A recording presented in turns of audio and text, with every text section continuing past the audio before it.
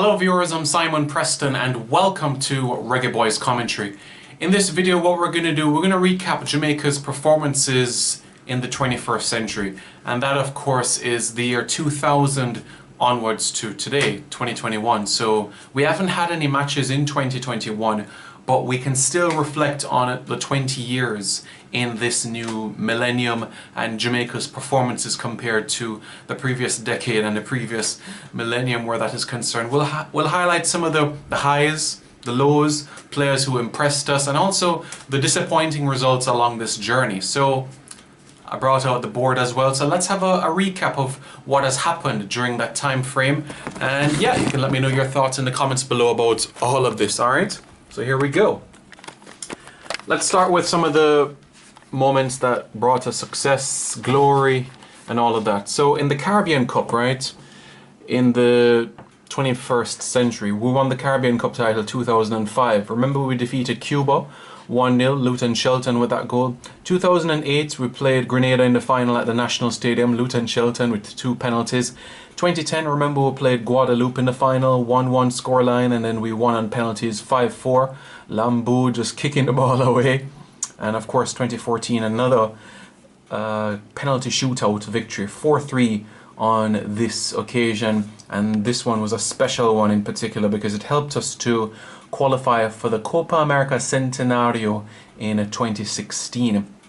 The 2010 one was an intriguing one because it was the first time that we were winning the Caribbean Cup back-to-back, 2008 in Kingston and 2010 in Martinique. So it was the first time we were doing it back-to-back.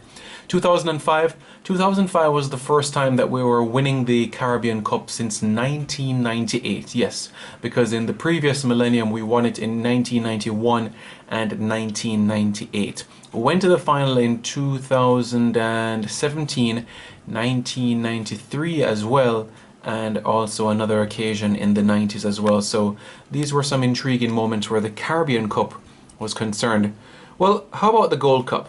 Well, in this millennium, Jamaica went to the Gold Cup in 2000, but got knocked out in the group stages. 2003, the quarterfinals by Mexico. 2005, by the United States, 3-1. 2009, knocked out in the group stages.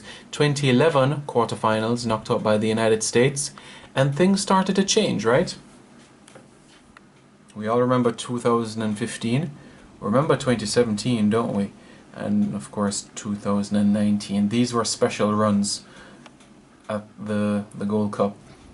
The final in 2015, the final in 2017, 2019 going to the semi-finals of the competition.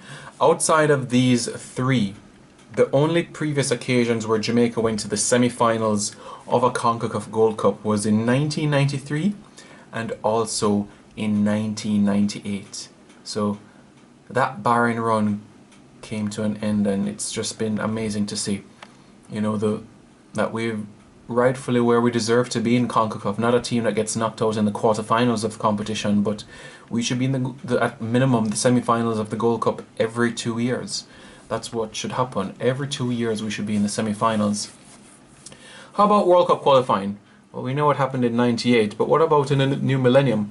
Well, we only went to the final round of the World Cup qualifiers twice. This was 2002 and 2014. We didn't go to the final round for the 2006 qualifiers, the 2010 qualifiers, and also the 2018 World Cup qualifiers. In 2002, the results were like this. We beat Trinidad 1-0, we lost 4-0 to Mexico, we drew 1-1 with Honduras, we drew 0-0 with the United States, we lost 2-1 to Costa Rica, we beat Trinidad and Tobago 2-1, we lost 2-1 to Mexico, we lost 1-0 to Honduras, we lost 2-1 to the United States, and we lost 1-0 to Costa Rica. In the 2014 final round, they were a bit more disappointing because we didn't actually win a game in that final round. Started off well, 0-0 draw with Mexico at the Azteca, 1-1 with Panama at the 1-1 with Panama at the National Stadium, losing 3-0 to Costa Rica. 2 or 3-0, one of them for sure. The campaign just went downhill after that, you know. Everything just fell apart because we lost 1-0 to Mexico, 2-1 to the United States, 2-0 to Honduras, drew 0-0 with Panama, drew 1-1 with Costa Rica, lost 2-0 to the United States, and drew 2-2 with Honduras. What about friendlies? What friendlies could we reflect on? Well, let's start in the year 2000. The same Romania that defeated England in the group stages of the 1998 FIFA World Cup took on Jamaica, and we held them to a 0-0 draw. I take a lot of pride in that result. 3-0 over Bolivia. Bolivia, as we know, a team that can beat a lot of teams on if they turn up on the occasion. We beat them 3-0, 2001. I remember also in 2000 we drew 0-0 with Bulgaria. 2003, beating the Super Eagles of Nigeria 3-2. Andy the Bomber Williams with a last minute winner. Scenes, I can tell you. That was just amazing. It was the first time I was going to a friendly match at the National Stadium. 2004, defeating two-time World Cup winners Uruguay 2-0. Yep, 2-0. Boxel was in charge. 2004, yeah, we beat El Salvador 3-0 in the World Cup qualifiers. Remember, it's the first time we defeated a Central American team on Central American soil in a World Cup qualifier. Marlon King with a brace and Micah Hyde scoring the other goal. 2005, we spoke about at the Caribbean Cup. 2007, yes, the Lunar New Year Cup, where Jamaica under Boro Milutinovic won the Lunar New Year Cup, defeated a Hong Kong Premier League 11, and we beat China in the final on penalties. Donovan Davis scored the winning penalty. Yeah.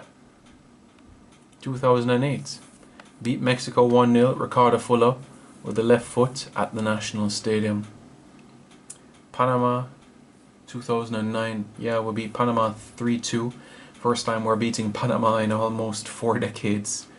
Kemar Dada Daly, man. Also scoring on that day was Devon Hodges and Jermaine Teddy Johnson. John Barnes was the coach then. 2010, we defeated Costa Rica 1-0. First time we're beating Costa Rica since 1997. Ryan Johnson with a goal there. The Gold Cup in 2011 was special because we topped the group stages for the first time in Gold Cup history. Started out by a 4-0 victory over Grenada, then 2-0 over Guatemala, then 1-0 over Honduras. Topped the group. United States 2012, well, this will live long in the memory of many Jamaicans. 2-1 victory at the National Stadium, rather. Luton Shelton and Rudolph Austin with free kicks. Mexico 2013, yeah, that's the Azteca Stadium sort of result, you know. So it was certainly a match that gave a lot of eyes, you know. Certainly was an occasion that a lot of people will reflect on fondly, you know.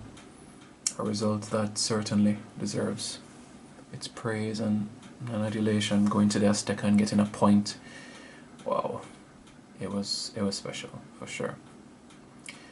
2014, we know that draw with Egypt, the 2-2 draw. We took on Switzerland, and it started to grow the interest for Kemar, Taxi Lawrence and everything. 2015 Gold Cup, first time going to the Gold Cup final. Chile 2016. You've heard me rave about this for some time. The first time Jamaica was beating a South American team on South American soil, and the first time, let me rephrase, a CONMEBOL team on CONMEBOL soil, and the first time that we're beating a team ranked 3rd in the world. I'm telling you, that was special. Gold Cup 2017, we know about that, don't we? It was certainly an occasion. The Nations League in 2018 also brought some memories too. What about the disappointments? The disappointments of the millennium. You all know the reason why this result was bittersweet for me. England 6, Jamaica 0. France 8, Jamaica 0. The second biggest defeat that Jamaica has ever faced in international football. USA 5, Jamaica 0, 2002. That's the match where Tyrone Marshall dyed his hair red. Oh boy. Mexico 5, Jamaica 0, that's the 2003 Gold Cup quarter-final.